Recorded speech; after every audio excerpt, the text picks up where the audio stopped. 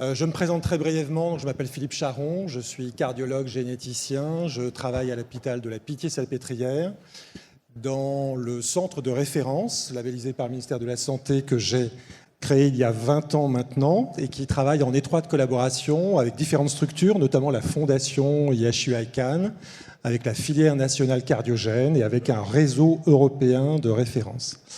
Alors, je m'intéresse depuis longtemps aux maladies cardiaques héréditaires. Et pourquoi s'intéresser aux maladies cardiaques héréditaires? Eh bien, on ne le sait pas assez, mais ce sont en fait les principales causes de mort subite du sujet jeune de moins de 40-50 ans. Après 40-50 ans, c'est l'infarctus du myocarde qui est la cause principale. Mais avant, on a ces maladies qui sont illustrées sur la figure de gauche, qui est une série consécutive de près de 700 athlètes américains de moins de 40 ans.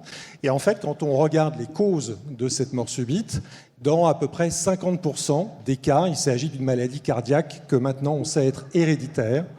Et en principal groupe de pathologies, ce sont ce qu'on appelle les cardiomyopathies. Donc ce sont des maladies du muscle cardiaque. Et la principale, c'est l'une d'entre elles qu'on appelle la cardiomyopathie hypertrophique, qui est à elle seule, dans cette série, responsable de 1/3 des morts subites du sportif de moins de 40 ans. Et ça n'est pas une maladie rare, c'est une maladie qui est assez fréquente. C'est la plus fréquente des maladies cardiaques génétiques. C'est une personne sur 500 dans la population générale qui a cette maladie et qui expose donc au risque de mort subite.